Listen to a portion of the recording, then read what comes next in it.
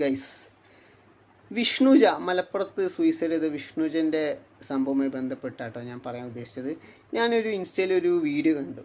ആ വീഡിയോ എനിക്ക് ഓർമ്മയില്ല, ആ വീഡിയോ പറഞ്ഞ ആളെ പേര് എനിക്ക് ഓർമ്മയില്ല, പക്ഷെ ആ വീഡിയോയിൽ പറഞ്ഞിട്ടുള്ള കാര്യം എനിക്ക് ഓർമ്മയുണ്ട്.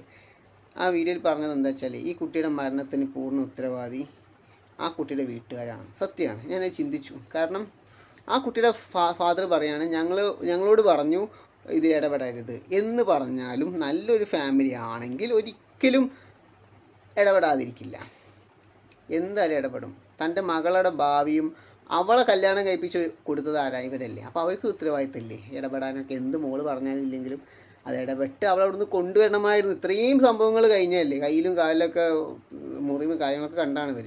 എന്നിട്ട് പോലും ഇവർ ഒന്നും പ്രതികരിച്ചിട്ടില്ലെങ്കിൽ പിന്നെ അത് അവർ തെറ്റാണ്. അപ്പോൾ ഞാൻ ഇപ്പോഴും പറയുന്നു, സ്വന്തം വീട്ടിലേക്ക് വരാനുള്ള പൂർണ്ണ അധികാരം സ്വാതന്ത്ര്യം അവർ കൊടുക്കണം.